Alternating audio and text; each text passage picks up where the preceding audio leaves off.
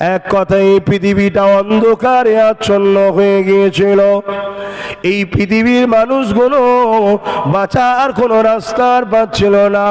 বিশেষ করে গরিবদের উপরে অত্যাচার জুলুমের স্টিমুলার চলতেছিল। নারীগুলোকে জন্তু জন্তু পুঁতে দেওয়া হতেছিল। এই পৃথিবী ধ্বংসের দিকে চলে যাচ্ছিল। ঠিক এই পৃথিবীকে বাঁচাবার জন্য মহান আল্লাহ তিনি তেনার বন্ধু মুহাম্মদ রসুলকে 570 খ্রিস্টাব্দে 12 রবিউল আউয়াল সোমবার সুবিসা থেকে সময় দুনিয়া জমিনে পাঠিয়েছিলেন।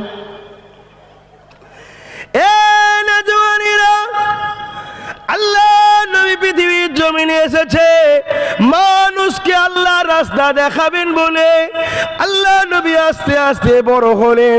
40 বছর যে বয়স হয়ে গেল, আল্লাহ পাক হুকুম করে দিলে, এমা হাবিব আপনাকে যে জন্য পাঠানো হয়েছে ওই কাজ করা আপনি চালু করে দেন। আমার নবী পাক কাবা শরীফের পাশে গেল। তখন কাবা শরীফের নাচ হতো, কাবা শরীফের পাশেও কাজের মেলা হতো। তখন নারীগুলোকে ওখানে কিনা বেচা হতো। বাচ্চা বাচ্চা ছেলেগুলোকে তাদের দুনিয়ার হাতে তৈরি করা খোদাকে খুশি করার জন্য এমন করে জবাই বলি পর্যন্ত দেওয়া হতো। এই ছিল তাদের মানবরূপী পশুর খসলত। আল্লাহ নবী নূহ নবী দয়া নবী ওই মক্কায় কাবার পাশেতে একটা উঁচু জায়গাতে নবী আমার দাঁড়িয়ে গেলে। দাঁড়িয়ে গিয়ে এলাকার মানুষকে ডাক দিলে, আমার এলাকায় মানুষেরা শোনো, এদিকে আসো। সবাই সেখানে জড়ো হলো। আল্লাহ নবী তাদেরকে লক্ষ্য করে বলতে লাগলেন, একটা পাহাড়ের দিকে তাকালেন। ওই পাহাড়ের পিছন দিকে একদল সৈন্য লুকিয়ে আছে, যারা এক্ষুনি প্রকাশ হয়ে তোমাদের উপরে হামলা করবে। আমি মুহাম্মদ যদি বলি তোমরা কি মেনে নেবে? তারা সবাই এক কথাই বলেছিল, মুহাম্মদ তুমি যদি বলো আমরা মেনে নেব। আল্লাহ নবী তাদেরকে বলল, তাহলে আপনারা এটাও মেনে নেন, লা ইলাহা ইল্লাল্লাহ আনা মুহাম্মাদুর রাসূলুল্লাহ। এই যে নিজের হাতে তৈরি করেছেন 360টা নকল খোদা, এগুলো কেউ আপনাদের প্রভু নয়। কেননা প্রভুকে কেউ দেখেনি, প্রভুর কোনো ছবি নাই, প্রভুর কোনো মূর্তি ভাস্যকর নাই।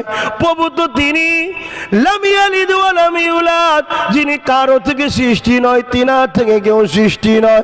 আর আপনারা এগুলো কি করেছেন? এটা প্রভুর আব্বা, এটা প্রভুর আম্মা, এটা প্রভুর ছেলে, এটা প্রভুর মেয়ে, এটা প্রভুর নাতি, এটা নানান ভাবে এইভাবে তৈরি করেছে। আল্লাহ নবী বললেন, শোনেন, আপনাদেরকে সেই আল্লাহ যিনি বানিয়েছে তিনি আমাকে পাঠিয়েছে তিনার রাস্তা আপনাদেরকে দেখাবার জন্যে। আমি মুহাম্মাদের কথা আপনারা মেনে নেন। আমি বিশ্বের মানুষের কাছে সেই আল্লাহ পাকের অহাদিনাতের দাওয়াত নিয়ে যাব। তবে আপনারা আমার প্রতিবেশী, প্রথমে আপনাদের কাছে দাওয়াত দিচ্ছি, আপনারা মেনে নেন আল্লাহ ছাড়া কোনো ইলাহা নাই। আর আমি মুহাম্মদ আল্লাহর পাঠানো মেসেঞ্জার, পাঠানো আখেরি নবী।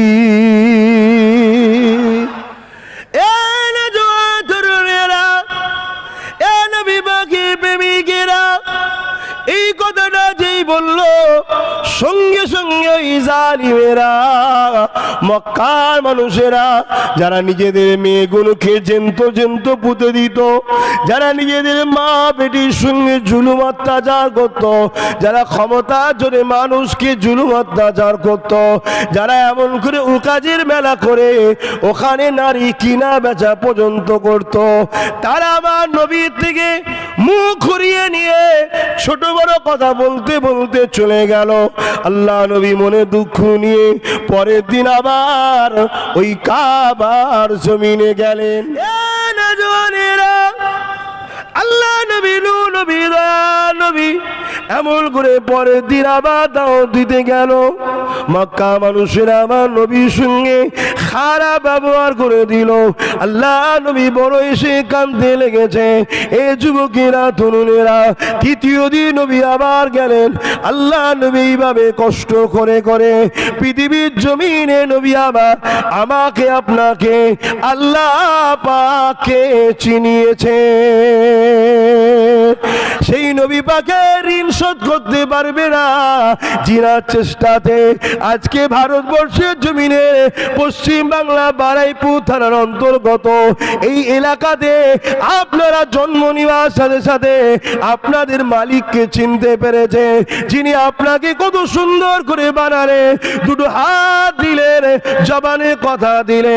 যদি আল্লাহ আমাকে আপনাকে জবানে কথা না দিত, আমি আপনি যদি বুবা হতাম, হাবা হতাম, সমাজের মানুষ আমাকে আপনাকে টিটকিরি মারত, আমি আপনি মা বাপের সঙ্গে কথা বলতে পারতাম না, আমি আপনি দুঃখের কথা কাউকে শোনাতে পারতাম না, আমি আপনি একে অপরকে ডাকতে পারতাম না, আমি আপনি নিজের বাচ্চাকে ডাকতে পারতাম না, আমি আপনি সমাজের বুকে এ যুবকেরা মানুষের জন্য কথা বলতে পারতাম না।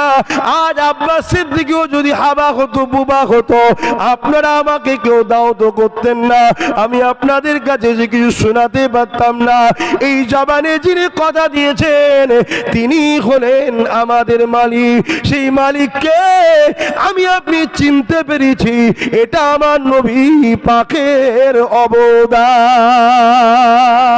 আরো জোরে বলুন সুবহান।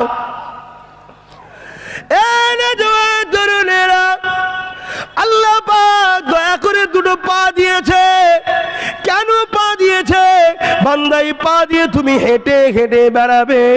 যদি আল্লাহ তোমাকে আমাকে দুটো পা না দিয়ে যদি খোঁড়া করে বানাতো, তাহলে তুমি আমি নিজের কাজে যেতে পারতাম না, অন্যের মুখাপেক্ষী হয়ে থাকতাম।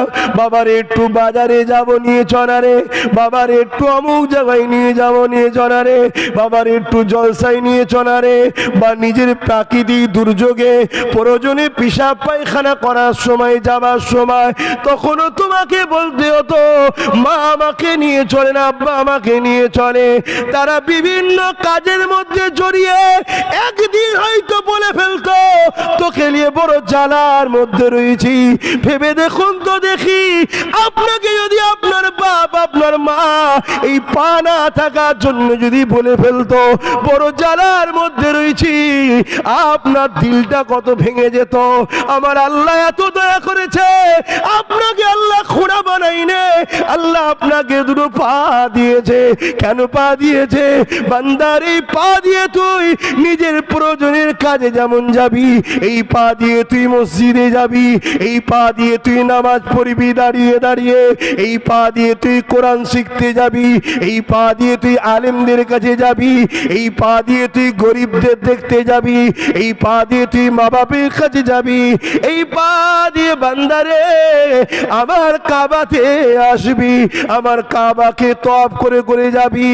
আমার যুবকেরা, আল্লাহ যদি তোমাকে আমাকে এই দুটো চোখে অন্ধ বানাতো, একবার বন্ধ করে দেখো, এই পৃথিবী কি জিনিস বুঝতে পারতাম না, মাটাকে কেমন দেখতে বুঝতে পারতাম না, বাপটাকে কেমন দেখতে বুঝতে পারতাম না, স্ত্রীটা কেমন দেখতে বুঝতে পারতাম না।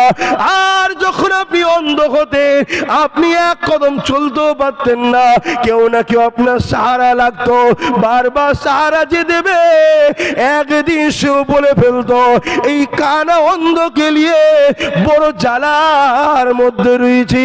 কিন্তু আল্লাহ তোমাকে আমাকে ছোট করে নে, তোমাকে আমাকে দুটো চোখ দিয়ে দিয়েছে। এই চোখে তুমি আল্লাহর কুদরত দেখো, এই চোখ দিয়ে তুমি আল্লাহর নিদর্শন দেখো, এই চোখ দিয়ে তুমি সাগরে যাও, কিভাবে তুফান হয় দেখো। ওই তুফানটা কে তৈরি করে? আমার আল্লাহ পাক তৈরি করে। শুনে রেখে দাও, যে কথা বলছিলাম, এই পৃথিবীটা পানির উপরে ভাসমান রয়েছে। এই পৃথিবীর 3 ভাগ পানি রয়েছে, 1 ভাগ পৃথিবী রয়েছে। এই পৃথিবী টলমল করছিল, আল্লাহ পাক বিশাল বিশাল পাহাড়গুলোকে এই পৃথিবীর জন্য পেরেক হিসাবে সেটে দিয়েছে। এ যুবক, সেই আল্লাহকে ভালোবাসে। ভালোবাসো, সেই মালিককে পিয়ার করো, তিনি যাতে রাজি ওই কাজ তুমি করে যাও। যিনি তোমাকে দুটো চোখ দিল, কেন চোখ দিল? মা বাপ দেখবি গরিব যেখানে দেখে তোর হৃদয়ের মধ্যে কষ্ট তৈরি করবি। আরে গরিবটা কত শীতে কষ্ট পাচ্ছে, তোর পকেটে টাকা আছে, ওই টাকা দিয়ে তাকে একটা কাপড় কিনে দিবি শীতের। এই চোখ দিয়ে তুই এতিমদের দেখবি, এই চোখ দিয়ে আমার কোরআন দেখবি, এই চোখ দিয়ে আলেমদের ঘরে দেখবি। ওরে আমার বান্দা বান্দি রে, এই চোখ দিয়েছি আমার কাবায় আসবি, আমার কাবাকেও দেখবি।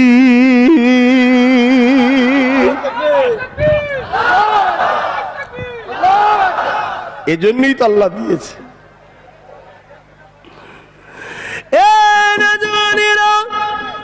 আল্লাহ দুটো হাত দিয়েছে, এই হাত দিয়ে তোমাকে আমাকে নাই প্রতিষ্ঠিত করার জন্য তোমাকে আমাকে ব্যবস্থা নিতে হবে।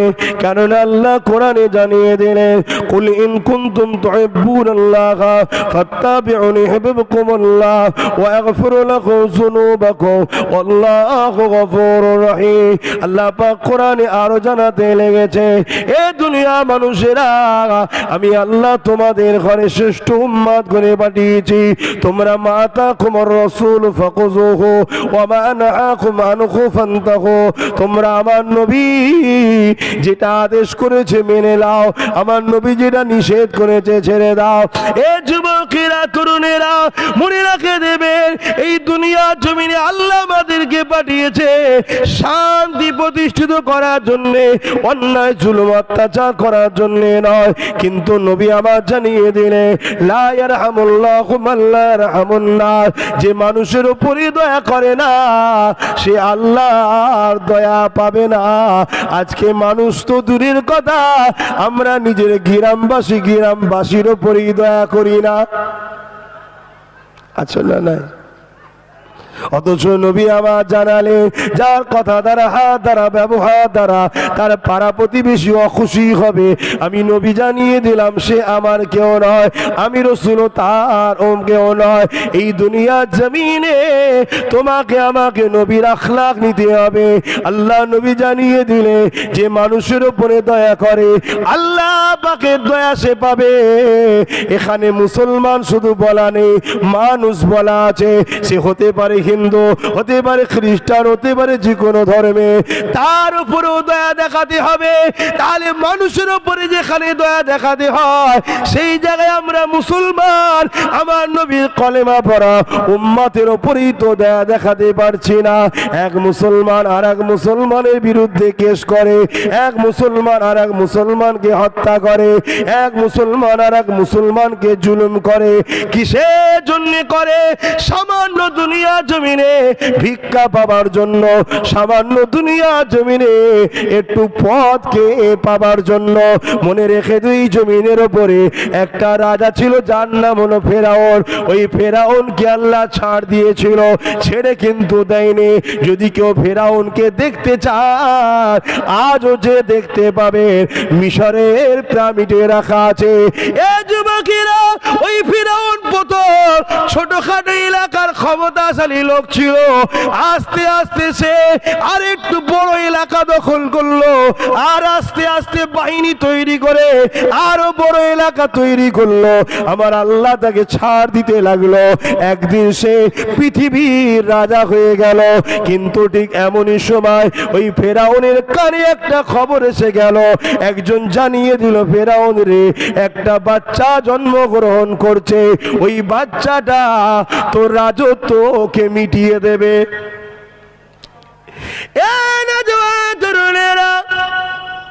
মুসা আলাইহিস সালামের আম্মা জান, আল্লাহ পাকের মর্জি, যখন মা সন্তান ছেড়ে তো থাকতে পারে না, ওই মাকেও নিয়ে যাওয়া হলো ফেরাউনের বাড়িতে। কেননা ফেরাউনের স্ত্রী ছিল আসিয়া, আম্মা আসিয়ার কোনো সন্তান ছিল না, এই বাচ্চাকে দুধ পান করাবে কি করে?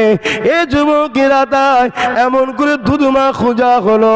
ওই খুঁজতে গিয়ে দেখা যায় আমার আল্লাহ পাক কত বড় ক্ষমতাশালী। দেখো, ফেরাউনের বাড়িতে মুসা আলাইহিস সালামের আম্মা পৌঁছে দিল।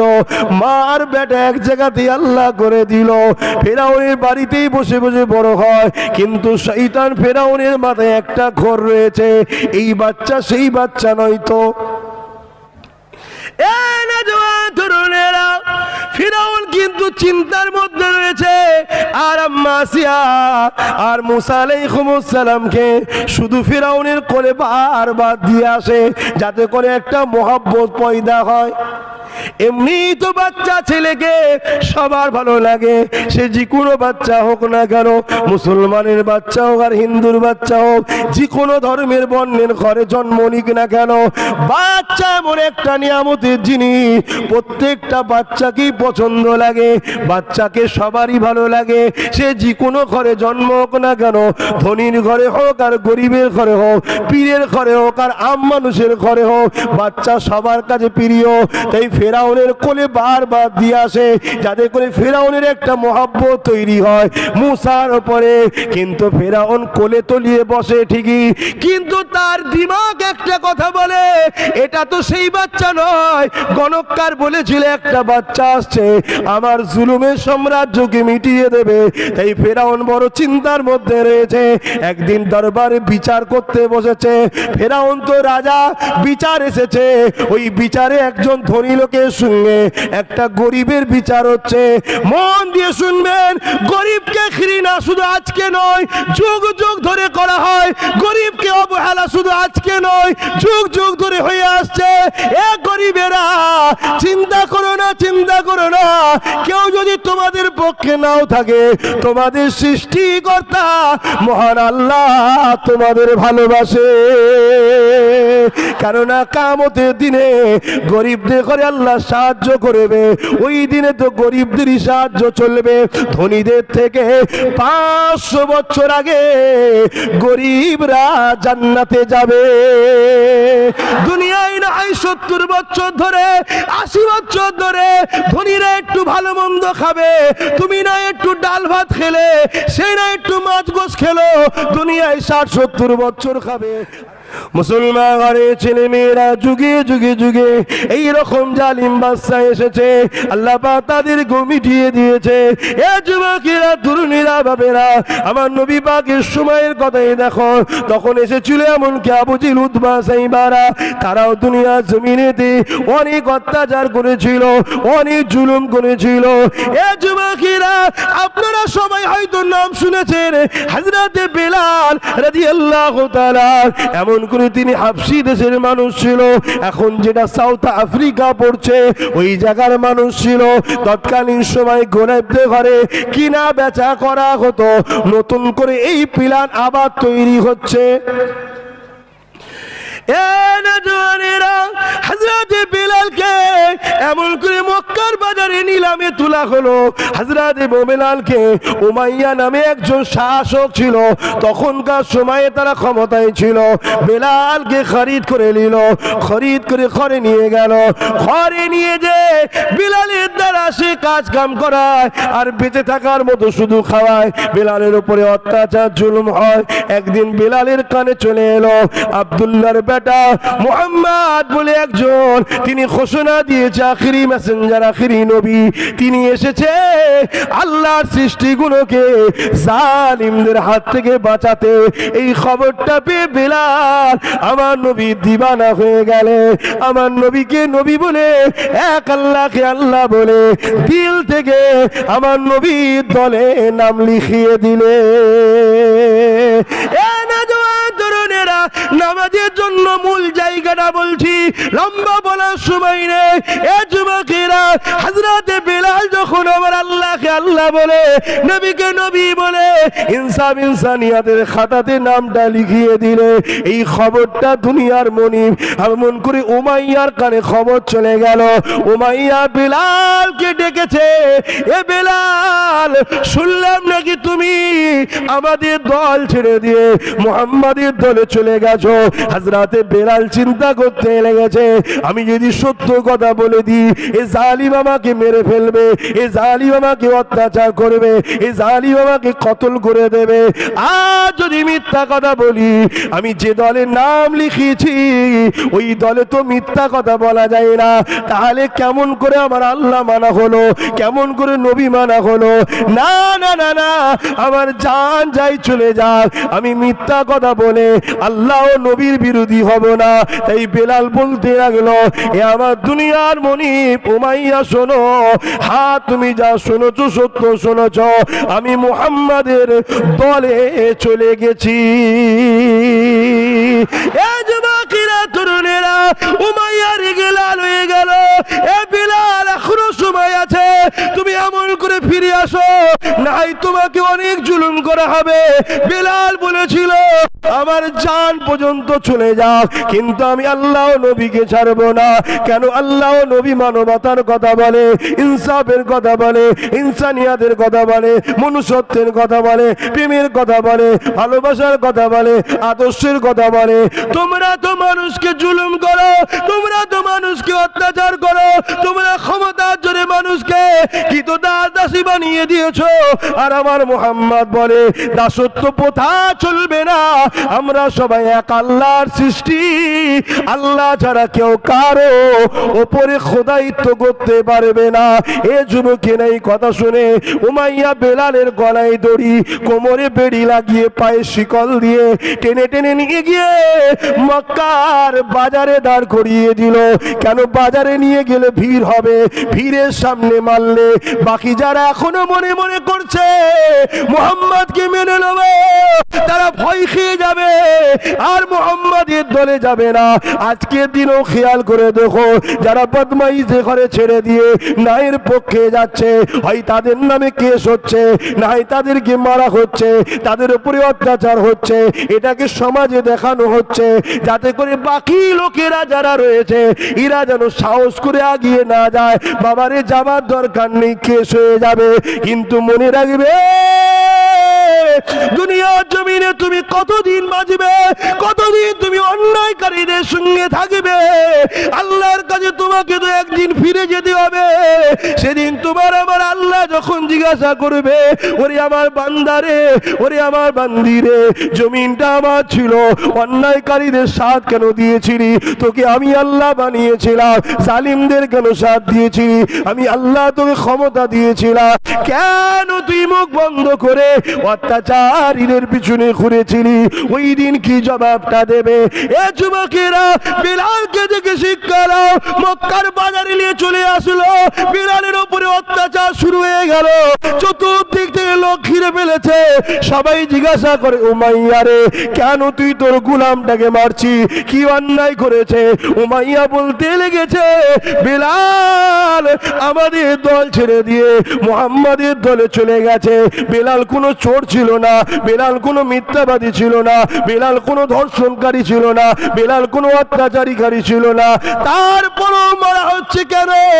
বেলাল অন্যায় দিক থেকে মুখ ঘুরিয়ে ন্যায়ের পক্ষে এসেছে। তাই আজকে দিনে তোমার আমার উপরে অন্যায়ের মুখ ফিরিয়ে যদি ন্যায়ের দিকে যাওয়ার জন্য তোমাকে আমাকে মারে, মনের মধ্যে খুশি আনো, আলহামদুলিল্লাহ বলো যে আল্লাহ তোমার শুকরিয়া, আজকে দিন আমার উপরে জুলুম হচ্ছে, আমি নাই সত্যের পক্ষে আছি, গরিবের পক্ষে আছি, অসহায়ের পক্ষে আছি বলে আল্লাহ তোমার শুকরিয়া। আজকের এই মাঠটা হযরতে বেলালের সুন্নাত পালন হয়ে গেল। আরো জোরে বলুন সুবহান।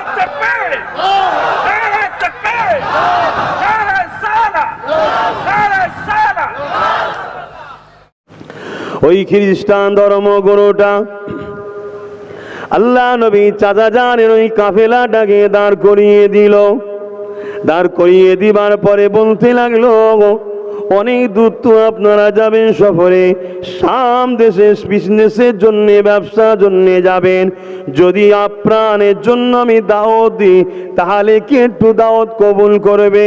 আপনারা আমার গির্জাতে আসুন, আমার রুম রয়েছে, ঘর রয়েছে, আমার বাড়ি রয়েছে, আপনাদেরকে আমি দাওয়াত দিলাম, একটু মেহমানদারি করার সুযোগ দেন। সমস্ত কাফেলার মানুষরা অবাক হয়ে যেতে লাগলো। এই রাস্তা দিয়ে এতবার আমরা গেছি, এই রাহেব আমাদেরকে অনেকবার দেখেছে, কোনো দিনের জন্য তো আমাদেরকে এইভাবে দাওয়াত দেয়নি। আজকে এখানে পাদ্রীটা আমাদেরকে দাওয়াত দিতে লেগেছে। যাক, যখন দাওয়াত দিয়েছে যাওয়া যাক। এ যুবকেরা এমন করে দাওয়াত কবুল করে নিয়ে আমার রাসূল পাক সাল্লাল্লাহু আলাইহি ওয়াসাল্লাম সহ তিনার আত্মীয় স্বজন, চাচা এবং কাফেলায় যারা ছিল, এবং এই কাফেলাতে সিদ্দিক আকবর তিনিও রয়েছে। এ যুবকেরা এমন করে দেখা যায় সবাই দাওয়াতটা কবুল করলো। এই দাওয়াত কবুল করার জন্য উটকে রেখে দিয়ে সামানপত্র চারিদিকে সব রয়েছে। আল্লাহ নবী বললেন, তখন নবী আমার ছোট রয়েছে, শিশু রয়েছে। চাচা ও কাফেলার লোককে বললেন, আপনারা দাওয়াতে যান, ঘরের মধ্যে যান, আমি মালপত্র গুলো একটু পাহারা দিই। এই বলে একটা লম্বা গাছ রয়েছে, দেখবেন অনেক গাছ হয় লম্বা, তার ছায়া ঠিক পড়ে না। ওই লম্বা ধরনের একটা গাছের ধারে আমার রাসূলুল্লাহ বসে গেলেন। ওই রাহেব পাদ্রী দূর থেকে শুধু আমার নবীকে খেয়াল রেখেছে, দেখতে লেগেছে ওই গাছটা ঝুঁকে গিয়ে আমার নবীকে ছায়া দিচ্ছে। আরো জোরে বলুন সুবহান। এ নওজওয়ানেরা, দাওয়াতের জন্য ভেতরে সবাই প্রবেশ করেছে, কিন্তু আমার রাসূলুল্লাহকে দেখতে পাই না। তাই ওই পাদ্রী বা রাহেব বলতে লেগেছে, ওই বাচ্চাটা কোথায় গেল? সবাইকে দেখতে পাচ্ছি, তাকে দেখতে পাচ্ছি না কেন? আমার নবী পাকের চাচা যান বলে উঠলো, আমি আপনাকে খেয়াল করে দেখছি, আপনি বাচ্চাটাকে বড় ঘুরে ঘুরে দেখছেন, কি কারণ রয়েছে? ওই রাহেব বলতে লেগেছে, এই দাওয়াতের মূল আজকের কান্ডারি তো উনি, ওনার জন্যই তো দাওয়াতটা তোমরা পেয়েছো। এ যুবকেরা, তরুণেরা, খাওয়া দাওয়া শুরু হয়েছে, কিন্তু এই রাহেব আমার রাসূলুল্লাহকে একা পেয়েছে। একা পেয়ে নিয়ে গিয়ে এক খাস কামরায় আমার রাসূলুল্লাহকে জিজ্ঞাসা করে, তোমাকে লাত উজ্জা শপথ করে বলি সত্য কথা বলো। অর্থাৎ লাত উজ্জা তখনকার নকল খোদার নাম ছিল। আল্লাহ নবী বললেন, যার শপথ দিচ্ছ তাকে আমি মানি না, তুমি এর শপথ আমার সামনে দেবে না। তখন ওই রাহেব বলল, আল্লাহর কসম দিয়ে বলছি। আমার রাসূল বলল, এবারে ঠিক বলেছ, যা বলবে তাই বলবো। এ নওজওয়ান তরুণেরা, কিন্তু আমার নবী পাকের যুগে যুগে সব থেকে বেশি বিরোধী করেছে ইহুদি সম্প্রদায়েরা। তারা সব থেকে বেশি বিরোধী করেছে। এই যুবকেরা কেন বিরোধী করেছে? উজাইর আলাইহিস সালাম কি আমার আল্লাহ পাক তিনি এমন করে 100 বছর ঘুমাবার পরে আবার নতুন করে তিনি জান ফিরিয়ে দিয়ে আল্লাহ বা দুনিয়া জমিনে সৃষ্টি করেছিলেন। এই রহস্য দেখে ইহুদিরা উজাইর আলাইহিস সালামকে খোদার বেটা বলে। আমার রাসূলুল্লাহ বলেছে, না, উজাইর হলো আল্লাহর প্রেরিত নবী রাসূল, উজাইর আমার ভাই হয়। তিনি দিনের দাওয়াত দিয়েছেন, আল্লাহ মেসেজ দিয়েছেন, আল্লাহ তুল্লাহ মিয়ালিদ ওয়ালাম ইউলাদ, আল্লাহ তিনি কারো থেকে সৃষ্টি নয়, তিনার সন্তানও নয়, তাই উজাইরকে খোদার বেটা বলা যেতে পারে না। এই যুবকেরা, তরুণেরা, বাপেরা, এই যুগে যুগে আমার রাসূলুল্লাহ বিরোধী তারা করেছে। কিভাবে বিরোধী করেছে? ইহুদিরা দাড়ি টুপি পরিয়ে সাহাবা সাজিয়ে আমার নবীর কাতারে পর্যন্ত ঢুকিয়ে দিয়েছে। ঢুকিয়ে দিয়ে আমার নবীর সাহাবা ভাইদের মধ্যে কান খেয়েছে, সাথে ওর সাথে ঝগড়া লাগাবার চেষ্টা করেছে। কিন্তু আমার নবী পাক সাল্লাল্লাহু আলাইহি ওয়াসাল্লামকে সাহাবা হুজুররা এত মানতেন, কোন রকম সমস্যা হলে তারা নিজেদের মধ্যে ঝগড়ায় লেগে যেত না। তারা আমার রাসূলুল্লাহকে যে বলতো, ইয়া রাসূলুল্লাহ, হাবিবাল্লাহ, এরকমটা ঘটেছে, আল্লাহ নবী উভয়কে ডেকে ফয়সালা করে দিত। তাই ইহুদিরা কোনো দিনের জন্য পেরে উঠতে পারেনি। ইহুদিরা এমনও প্ল্যান করেছে, আমার নবী সাহাবাদিওকে বুঝিয়ে বাজিয়ে নিয়ে গেছে। গেছে যে আমার এলাকায় আমার গোত্রে নিয়ে যাব, তারা আপনার সাহাবাদের দ্বারা দ্বীন ইসলামকে শিখবে। আমার নবী সাহাবাদেরকে নিয়ে গিয়ে রাস্তাতে শহীদ পর্যন্ত করে দিয়েছে।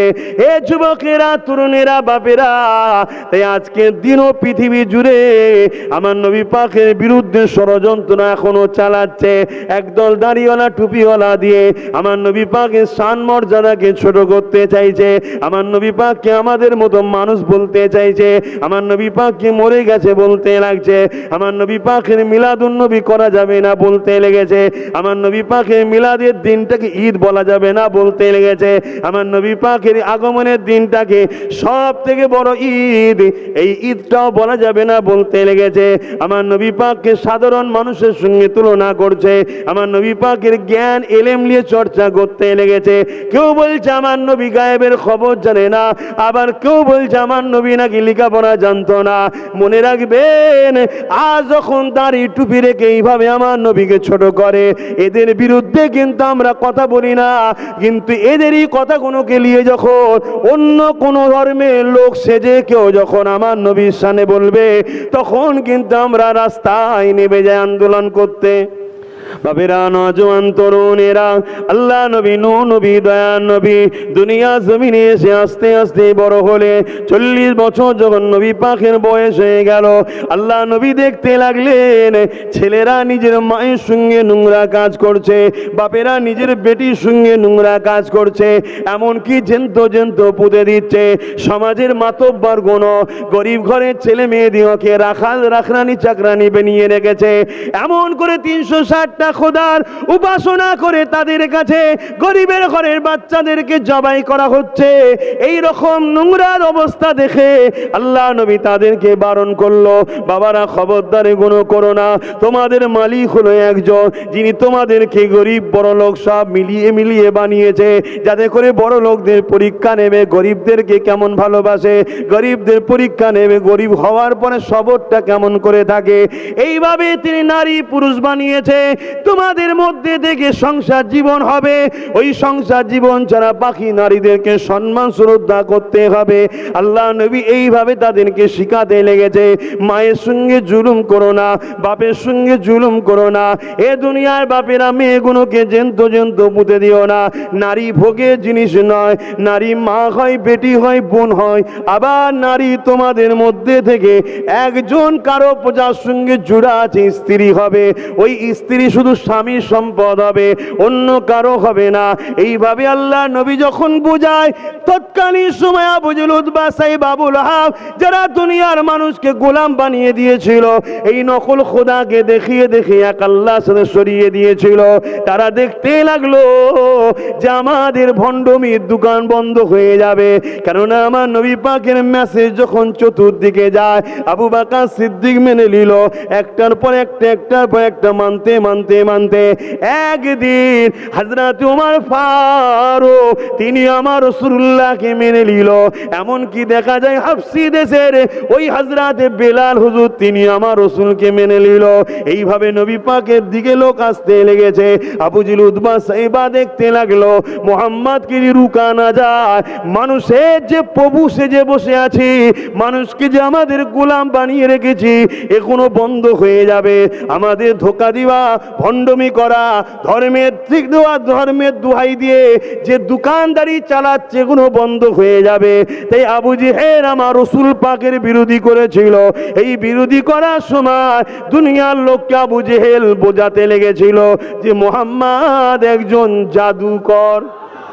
এ যুবকেরা, ফ্রান্সের বুকে আমার রাসূলুল্লাহর কার্টুন তৈরি হয়েছিল, তথাপি ওই ফ্রান্সের বুকে সব থেকে প্রিয় দিন হলো ইসলাম।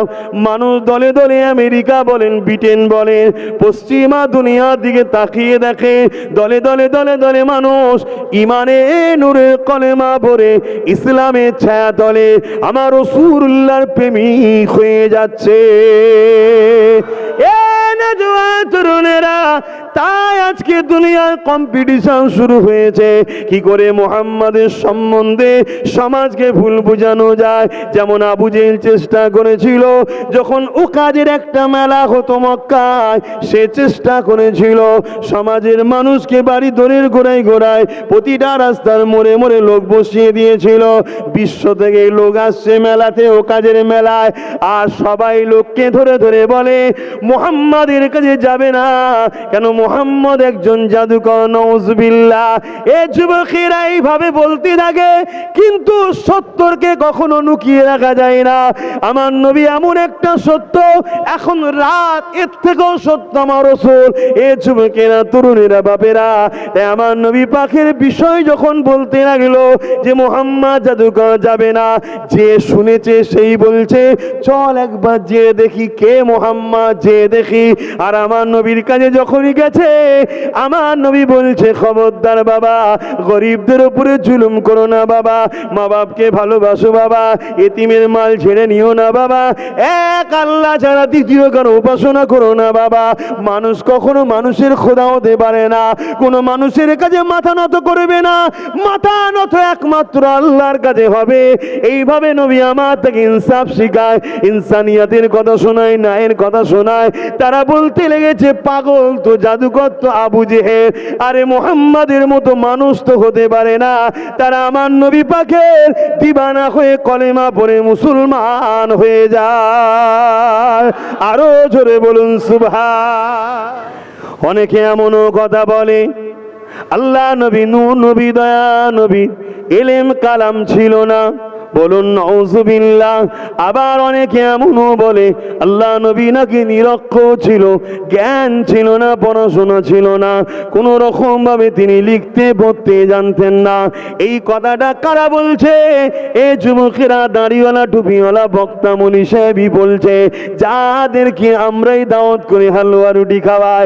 এই কথাটাকে নিয়ে যখন কাল একটা অন্য কোনো পাগলা কুকুর বলবে যে মুহাম্মদ মূর্খ ছিল, তখন তো আবার তুমি আমি ঝগড়া লেগে যাব। এ নওজোয়ান তরুণেরা, আল্লাহ আমার নবী পাককে জানিয়ে দিয়েছে, হাবিব আমি আল্লাহ আপনাকে শিখিয়েছি, আপনি যা জানতেন না আমি আল্লাহ আপনাকে সব কিছু জানিয়ে দিয়েছি, শিখিয়ে দিয়েছি। এটা সত্য কথা, দুনিয়ার কোনো মানুষের কাছে আমার নবী লেখা পড়া শেখেনি, কেননা দুনিয়ার কোনো মা এমন বাচ্চা জন্ম দেয়নি যে আল্লাহ নবীকে পড়াবে, লিখাবে, শেখাবে, কেননা দুনিয়ার সবাই ইলম পায় আমার রাসূলুল্লাহ সাদকায়, আমার নবীর ঝুলি থেকে, আমার নবী থেকে তো দুনিয়া পেয়েছে। হতে পারে নবী 570 খ্রিস্টাব্দে এসেছে, কিন্তু আমার নবী সবার আগে তৈরি হয়েছে, কেননা নবী পাক না হলে কিছুই আল্লাহ বানাতেন না। আমার নবী তখন তৈরি হয়েছে যখন বাপ আদম সাফিউল্লাহ পানি কাদার সঙ্গে মিলেছিল, আমার নবী তখন সৃষ্টি হয়েছে। হযরতে জিবরাইল আলাইহিস সালাম আল্লাহ নবীকে একদিন কাছে এলেন, নবী পাক জিজ্ঞাসা করলেন, জিবরাইল তোমার বয়স কত? হযরতে জিবরাইল বলেছিলেন, ইয়া রাসূলুল্লাহ, হাবিবাল্লাহ, হুজুর আমি এইভাবে ঠিক নয়, এইভাবে আমি তেমন বলতে পারবো না, তবে হুজুর আমাকে যখন আল্লাহ সৃষ্টি করেছিল কোনো কিছুই আল্লাহ সৃষ্টি করেনি, কেন জিবরাইল সমস্ত ফেরেশতাদের সর্দার। ফেরেশতা কটা রয়েছে আপনারা জানেন? আল্লাহ যা কিছু সৃষ্টি করেছে তাকে 10 ভাগে ভাগ করেছে, 9 ভাগ হলো ফেরেশতা, 1 ভাগ হলো বাকি সব কিছু। তার মধ্যে মানুষও আছে, পশু পাখি, গাছপালা, মাছ, জমি জায়গা, সব কিছু হলো 1 ভাগ, আর 9 ভাগ হলো আল্লাহর ফেরেশতা। তার তুলনা করা যাবে না কত ফেরেশতা রয়েছে। সমস্ত ফেরেশতাদের সর্দার হলো হযরতে জিবরাইল আলাইহিস সালাম। তিনাকে আল্লাহ প্রথম বানিয়েছে।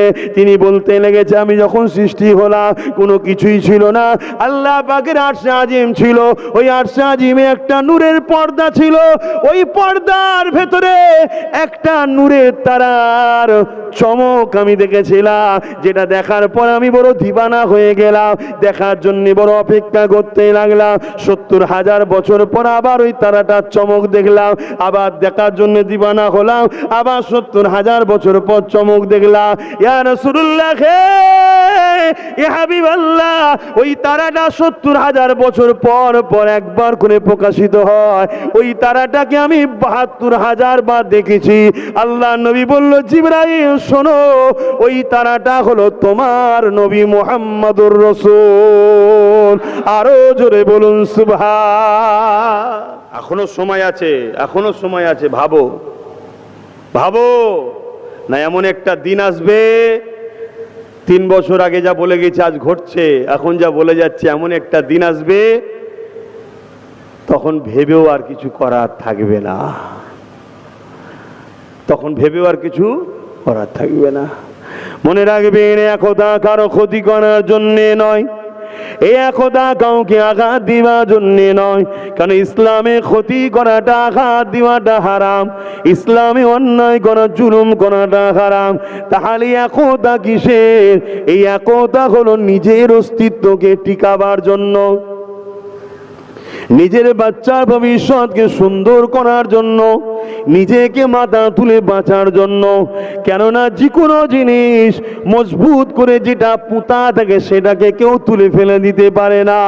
এ যুবকেরা, তরুণেরা, তাই বলে দিয়ে যে আমার নবী পাক সাল্লাল্লাহু আলাইহি ওয়াসাল্লাম ওই আগুনের ইশারা করলো, 4টা 2 টুকরো হয়ে গেল।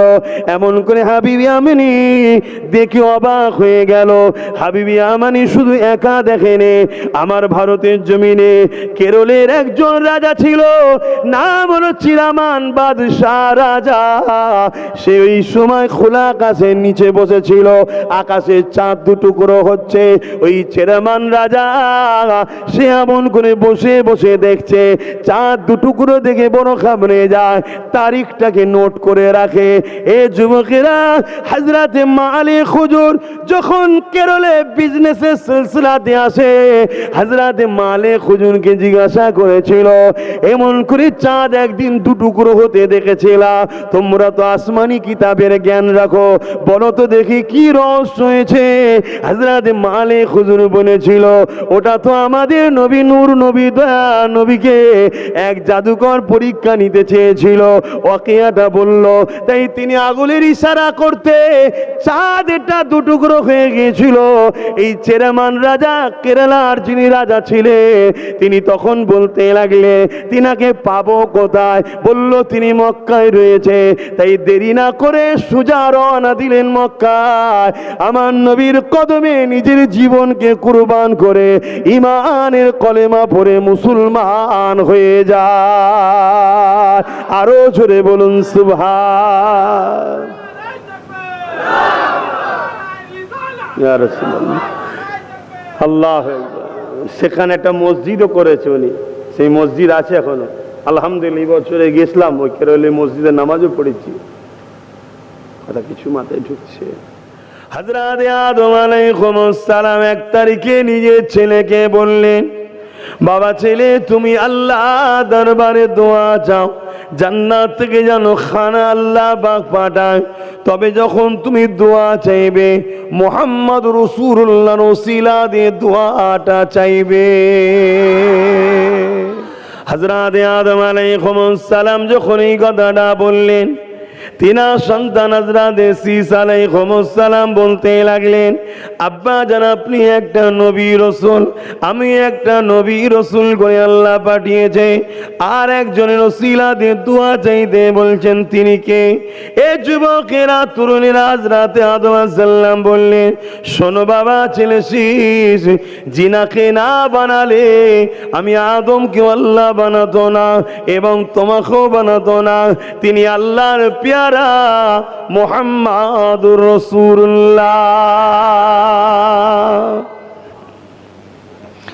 এ বাবা ছেলে শীস, আমি তোমার আব্বা আর তোমার আম্মা হাওয়া গন্ধ ফল খাওয়ার জন্যে আল্লাহ দরবারে 300 বছর ধরে কেঁদেছিলাম। 300 বছর পর ওই আরাফার ময়দানে জাবলে রহমতে যখন উঠে আল্লাহর কাছে ক্ষমা চাইতে লাগলাম, আল্লাহ আমার অন্তরে একটা কালিমা উদয় করে দিল, কথা ভাসিয়ে দিল। কি কথা ভাসিয়েছিল? আল্লাহ যখন আমাকে সৃষ্টি করেছিল, আমি আদম উঠে যখন চোখ খুলেছিলাম, আল্লাহ আরশে আজিমের দিকে যখন তাকিয়েছিলাম, ওই আরশে আজিমের উপরে একটা কালিমা দেখেছিলাম, উত্তম কথা দেখেছিলাম, যেখানে লা ইলাহা ইল্লাল্লাহ, কোই ইলাহা নেই আল্লাহ কে সেওয়া, আল্লাহর কোনো ইলাহা নাই, আল্লাহ ছাড়া কোনো ইলাহা নাই, একমাত্র মালিক হলেন আল্লাহ। কিন্তু তিনার নামের সঙ্গে জোড়া ছিল মুহাম্মাদুর রাসূলুল্লাহ। আমি আল্লাহকে জিজ্ঞাসা করেছিলাম, আল্লাহ আপনার তো কোনো শরীক নাই, আপনার তো কোনো শরীক নাই, আপনি ওয়াহিদ আহাদ লা শরীক, আল্লাহ আপনার সঙ্গে তাহলে মুহাম্মদ রাসূলুল্লাহটাকে। আমার আল্লাহ বলেছিলেন, আদম রে, যিনি দুনিয়া জমিনে তোমার সন্তান হয়ে যাবে ঠিকই, কিন্তু মনে রেখে দিও আদম, তোমাকেও সৃষ্টি করেছি এই মুহাম্মদ রাসূলুল্লাহর ওসিলা। এ নওজোয়ান তরুণেরা, হযরত ঈসা আলাইহিস সালাম আল্লাহ পাকের কাছে যখন দোয়া চাইতে লাগলেন, আমার রাসূলুল্লাহর ওসিলা দিয়ে আল্লাহ পাক জান্নাতি খানা পাঠিয়ে দিলেন। আমার যেটা আজকে মূল বিষয় আলোচনা, আমার নবী দুনিয়ায় আসবে, আসার আগে জমিনের উপরে বাপ আদম আলাইহিস সালাম আমার রাসূলুল্লাহর মিলাদ করেছে, আসার আলোচনা করে দিয়েছে আসবে। এই যুবকের হযরত ঈসা আলাইহিস সালাম তিনি আমার রাসূলুল্লাহর আলোচনা করেছে। শুনে রেখে দান, জেনে রেখে দান, হযরত মুসা আলাইহিস সালাম তিনি আমার নবী পাকের আলোচনা করেছে। হযরত ইব্রাহিম খলিলুল্লাহ, যিনি একজন জলিলুল কদর নবী, খলিল মানে বন্ধু, আল্লাহ জিনাকে বন্ধু বলে আহ্বান করেছে। ইব্রাহিম খলিলুল্লাহ আমার নবীর আলোচনা করেছে। কিভাবে আলোচনা করেছে? আল্লাহর কাবা যখন তৈরি হয়ে যায়, ওই কাবার উপরে পাথর, একটা পাথরের উপরে দাঁড়িয়ে দাঁড়িয়ে ওই কাবা ঘরটাকে নির্মাণ করত। যেমন আমরা বুঝবেন যেটা সেটাই বুঝাচ্ছি, যেমন আমাদের সমাজে লিফট আছে, ওই লিফটের উপরে দাঁড়ালে সুইচ দিলে উপরে ওঠে, এই লিফটটাও দুনিয়ার মানুষ তৈরি করেছে ওই মাকাম ইব্রাহিমকে ফলো করে। ওই মাকাম ইব্রাহিমে যে পাথরটা রয়েছে, ওই পাথরটা অটোমেটিক উঠতো নামতো। যখন কাবার উঁচুর দিকে পাথর তো দিবার সময় হতো, ওই সময় পাথরটা অটোমেটিক ইব্রাহিম নবীকে তুলতো। আবার যখন নিচে নামার সময় হতো, ওই পাথরটা নিচের দিকে চলে আসতো। যা কত বিস্তারিত নয়, আমি যেটা বলতে চাইছি, ওই পাথরের উপরে দাঁড়িয়ে দাঁড়িয়ে হযরত আব্বা জান ইব্রাহিম আলাইহিস সালাম যখন আল্লাহর ঘর নির্মাণ হয়ে যায়, এই ঘর নির্মাণ হয়ে যাবার পর ইব্রাহিম নবী দোয়া চাইতে লেগেছে। অনেক দোয়া, তার মধ্যে একটা দোয়া চেয়েছে, আল্লাহ পাক আমাকে আপনার কাছে একটা বড় আরজু, বড় তামান্না, বড় আশা। কি আশা, কি চাও ইব্রাহিম বলো? আল্লাহ পাক উনি যে আখেরি নবী আসবেন, ওই নবীকে আমার নসলে পাঠাবেন, অর্থাৎ আমি ইব্রাহিমকে আখেরি নবী দাদা জান বানিয়ে দেন। আরো জোরে বলুন সুবহান। আমার নবীর মিলাদ করছে, নবী আসবে, আসার বৃত্তান্ত আলোচনাকে আরবিতে কি বলা হয়? মাউলুদ থেকে মিলাদ। কথা বুঝছেন তো নাকি? আর হযরত ইসমাইল আলাইহিস সালাম আমিন আমিন করছে, আর ইব্রাহিম নবী দোয়া চাইছে। এ নওজোয়ান তরুণেরা, আল্লাহ পাক ওই সময় পাথরকে বলে, পাথর রেগে দেরি করিস না, এই টাইমটাই সময়টা তো সিনার মধ্যে তুই রক্ষিত করেলে। ইব্রাহিমের পায়ের ছাপটা তোর বুকের ওপরে নিশানা বানিয়ে এলে। আমি আল্লাহ কিয়ামত পর্যন্ত যত লোক আমার ঘরে আসবে, আমি সবাইকে দেখিয়ে দেবো নিদর্শন। দেখো দেখো দেখো, পাথরে পা রয়েছে ইব্রাহিমের, কিন্তু এই পাথরটা হলো আমার হাবিবের মিলাদের বানাবার নিশানা। আরো জোরে বলুন সুবহান। এ নওজোয়ান তরুণেরা, যত আসমানি কিতাব এসেছে প্রতিটা কিতাবে আমার রাসূলুল্লাহর কথা রয়েছে। এমনকি আমার হিন্দু ভাইদের যে কিতাব ঋগ বেদ যজুর্বেদ যাকে বলা হয়, এই চারটে বেদও আমার রাসূলুল্লাহর ইশারা দিয়া রয়েছে। পৃথিবীর প্রতিটা বড় বড় কিতাবের মধ্যে মনীষীরাই আমার রাসূলুল্লাহর আলোচনা করে গেছে। যাক, আমি যে বিষয় বলছিলাম, হযরত নবী ঈসা আলাইহিস সালাম আমার নবী পাকের আলোচনা করতেছিলেন। আমার নবী পাকের আলোচনা করেছে, তিনার উম্মত দিগাকে জানিয়েছে। 1 তারিখের কথা, ঈসা নবী যখন কোন কবরের কাছে গিয়ে ডাকতো, এ কবরবাসী আল্লাহর হুকুমে উঠে যাও, কুম বিইজনিল্লাহ, সঙ্গে সঙ্গে ওই কবর থেকে মানুষটা জিন্দা হয়ে গিয়ে ঈসা আলাইহিস সালামকে সালাম দিতে। ঈসা নবী কোন মানুষ যদি মায়ের পেট থেকে চোখে অন্ধ জন্ম হয়, এই রকম অন্ধ লোকের চোখে যখন হাত বুলিয়ে দিত, সঙ্গে সঙ্গে সে চোখে রোশনি ফিরে পেত। ঈসা আলাইহিস সালাম কোন মানুষের কুষ্ঠ রোগ হয়েছে, চর্ম রোগ হয়েছে, কিছুতেই ভালো হয় না, হুজুর তার মাথায় শুধু হাতটা রাখতো, হুজুরের হাতের বরকতে আল্লাহ তিনার বিমারকে সেবা করে দিতে। ঈসা নবীর এই মুজিজা দেখে দুনিয়ার মানুষ জিজ্ঞাসা করতে লেগেছে, হুজুর আপনি কি সেই নবী জিনার কথা তাওরাতে রয়েছে, জিনার কথা জবুরে ইনজিলে রয়েছে? হযরত ঈসা নবী বলেছিলেন, না, আমি তিনি নয়, তিনি আসবেন আসবেন আসবেন। তবে শোনো গো, বাদশাহ কোনো জায়গায় যাবার আগে তেনার প্রধান সেনাপতি বা উজির আগে গিয়ে দুনিয়াকে জানায়, বাদশাহ आने वाला है, सुल्तान आने वाला है, शहंशाह आने वाला है, आदब से खारे हो जाओ। उसी तरह मैं ईसा रूहुल्लाह दुनिया को कहने आया हो, आने वाला मोहम्मद रसूल आ रहा है। आरो जोरे बोलुन सुभान। আল্লাহ নবী চলে গেলেন দুনিয়া জমিন থেকে।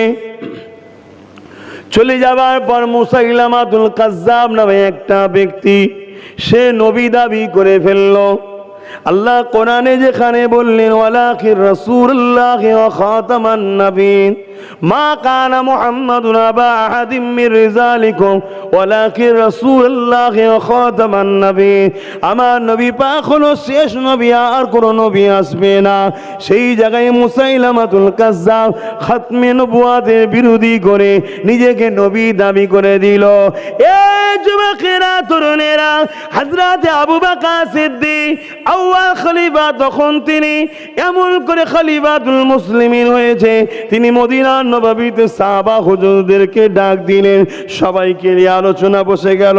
আমার রাসূলের খাতমে নবুয়াতের বিরোধী করতে লেগেছে, এই মুসাইলামাতুল কাজ্জাবের সঙ্গে কি করা যায় বলো, এর বিরুদ্ধে কি করা যাবে? কেননা এ গুস্তাখি করছে, এ বেয়াদবি করছে, এ মিথ্যা দাবি করেছে, এ রাসূলুল্লাহ খাতমে নবুয়াতের উপরে আঘাত এনেছে, এর বিরুদ্ধে কি করা যাবে বলো? এ যুবকেরা, যদি কোনো ইমাম বলে সব কি করা যাবে, যা করে হবে। কেউ নামাজি যদি বলে কি করা যাবে, পীর সাহেব যদি বলে কি করা যাবে, ইমাম সাহেব মাওলানা সাহেব যদি বলে কি করা যাবে, তাহলে আমি বলবো আবু বকর সিদ্দিক কি করেছিল শুনে রেখে দাও। হযরত আবু বকর সিদ্দিক আলোচনা করতে লাগলো, এই মুসাইলামাতুল কাজ্জাবের বিরুদ্ধে কি করা যায়। সাহাবা হুজুররা বলতে লাগলেন, হযরত আবু বকর আপনি খলিফাতুল মুসলিমিন, আপনি যা ফয়সালা টানবেন তাতে আমাদের একমত। আল্লাহ নবী সাহাবা হযরত আবু বকর হুজুর বললে, আমি আবু বকর দুনিয়া জমিনে বেঁচে থাকার থেকে মরে যাওয়া ভালো, আমার রাসূলের সানে গুস্তাখি হবে, চুপ করে বসে থাকতে পারি না। তাই আমি আবু বকর মুসাইলামাতুল কাজ্জাবের বিরুদ্ধে সংগ্রাম করতে চাই। 10,000 যুবক সাহাবাদের নিয়ে মুসাইলামাতুল কাজ্জাবের বিরুদ্ধে সংগ্রামে রইল। মুসাইলামাতুল কাজ্জাবের বিরুদ্ধে ইসলামের দুশমনেরা 90,000 সৈন্য জড়ো করে দিল। মুসাইলামাতুল কাজ্জাবের বিরুদ্ধে এমন করে সিদ্দিক আকবর 10,000 সৈন্য নিয়ে নামে গেল। যুবক সাহাবারা বুকে তাজা খুন ঢেলে দিয়ে মুসাইলামাতুল কাজ্জাব যাবত তার বাহিনীকে জাহান্নামে পাঠিয়ে দিয়ে আমার নবীর খাতমে নবুয়াতের ঝান্ডা তোমার আমার কাছে পৌঁছে দিয়ে দিয়েছে। আরো জোরে বলুন সুবহান। নারায়ে তাকবীর, নারায়ে তাকবীর, আল্লাহু আকবার। রাজা হুজুর কিবলা। তাই জলসাই শুধু হবে, জলসাই শুনবে কেন? যারা আমার হুজুরের শানে বলল তাদের বিষয় তোর মাথায় ঢোকে নে যে বললো কেন, আর আমি সমাজকে বলছি ও ভুল বলেছে, আমার বিষয় তোর মাথায় ঢুকলো কি করে? কিন্তু এরও গন্ডগোল আছে ওই দিকেরই। বাপেরা, নজওয়ান তরুণেরা, কিসমত আল্লাহ বাগের কুদরতি হাতে রয়েছে। ওয়াজ করে খেতে হবে এমনটা ঠিক ব্যাপার নয়। হ্যাঁ, অন্য কোনো কাজের সময় পাই না, দিনের প্রচার করে বেড়ায়, মানুষকে নবী পাকের কথা শুনিয়ে বেড়ায়। নবী নবী নবী নবী নবী নবী, এক কথায় নবীর কথা শোনায়, তার বিনিময়ে আল্লাহ খাওয়ায়, অর্থাৎ নবীর কথা বলে আমার ইনকাম হয়। এ যুবকেরা, লজ্জার কিছু নয়। আমি চুরি ডাকাতি করি না, আমি আখেরি নবী নূর নবীর আলোচনা করি। দুনিয়ার মানুষ তাই আমাকে জন্য পারিশ্রমিক দেয়। দুনিয়ার মানুষ তো শুধুমাত্র বাহানা, দিনেওয়ালা হলো আল্লাহ। এই হুজুরের কথা বলি, আল্লাহ আমাকে খাওয়ায়, আল্লাহ আমাকে দেয়। আর আমার ইমানও এটা, কোরআনও এটা সাক্ষী দেয়। সমস্ত নবীরা নবুয়াত পেয়েছে আমার নবী পাকের ঝুলি থেকে। যুবকেরা, তরুণেরা, দুনিয়ার জমিনে তুমি রিজিক পাও, অবশ্যই রিজিকের মালিক আল্লাহ।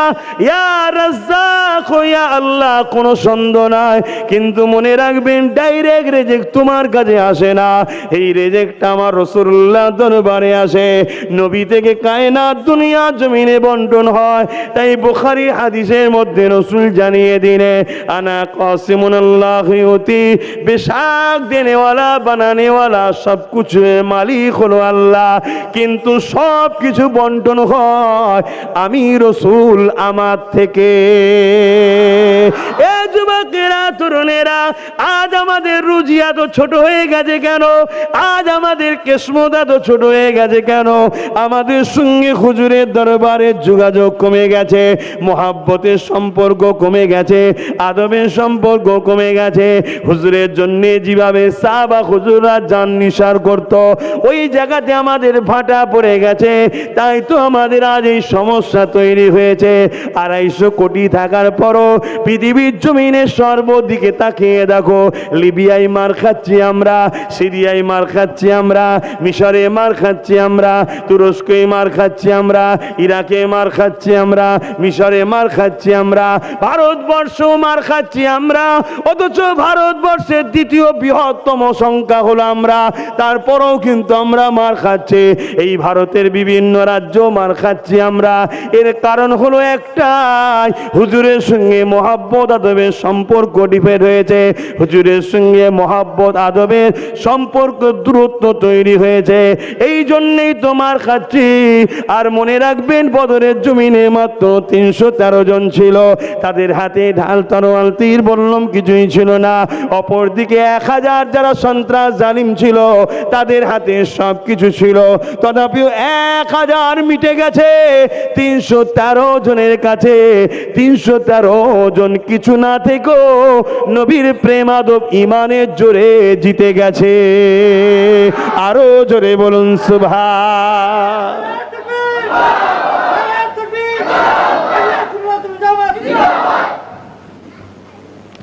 আসো, বাকি জীবনটা অঙ্গীকার করো, প্রতিটা গ্রামে গ্রামে যুব সমাজ ইউনিট তৈরি করো, আমার রসুলের সুন্নাতে জীবন গড়ো।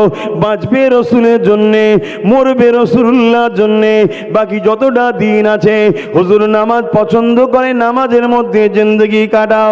হুজুর পরিবারের সঙ্গে সময় দেওয়া পছন্দ করতেন, পরিবার হলে স্ত্রীর সঙ্গে সময় দাও, তার হাতের কাজটা করে দাও। হুজুর সন্তান দিওকে ভালোবাসতেন, সন্তান তাকে সন্তানের সঙ্গে সময় দাও।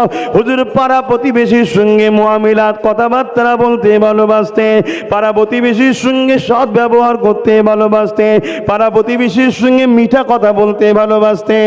তুমি পাড়া প্রতিবেশীর সঙ্গে মিষ্টি কথা বলো, তাদের সঙ্গে সুন্দর ব্যবহার তৈরি করো। আল্লাহ নবী এতিমদেরকে সাহায্য করতে ভালোবাসতে। তুমি নবীর উম্মত, তোমার স্বার্থ মতো এতিমদেরকে সাহায্য করো।